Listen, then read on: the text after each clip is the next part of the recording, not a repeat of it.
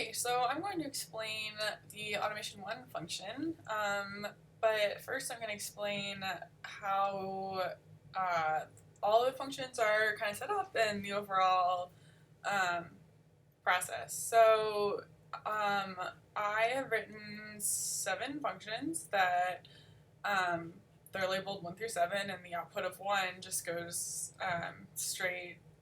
The output of like 1 will become the input of the next one, and so on.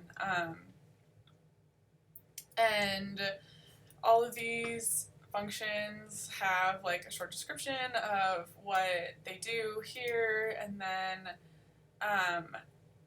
a lot of them will have things you need to specify here in a section that's surrounded by lines like this, and it'll be labeled, these are things you need to specify.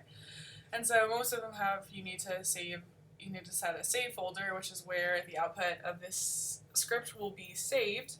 And then some of them also have like other things. So for instance, this is the channel location, the path to the file that specifies the channel locations.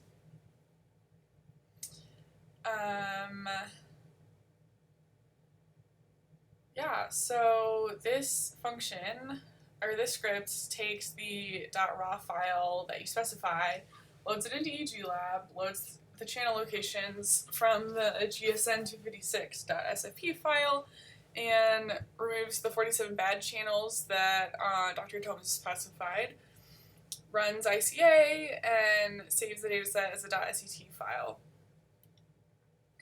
So all these scripts will have a clear all and close all at the beginning, and that just gets rid of all of the variables in the workspace, which is over here, and will close out all of the figures that are open. And so this script, because running ICA can take up to 4 hours a file, you can have it text you progress updates, so it'll text you after it finishes every file, and then it'll text you when it's done. So this check section will check and make sure that the things it needs are in their correct place. So first it's going to check to see if this save folder actually exists, and if it doesn't, it'll give you this error message. Then it's going to check and make sure this channel location's path file is where it is where you say it is. And if it's not, you'll get this error message here.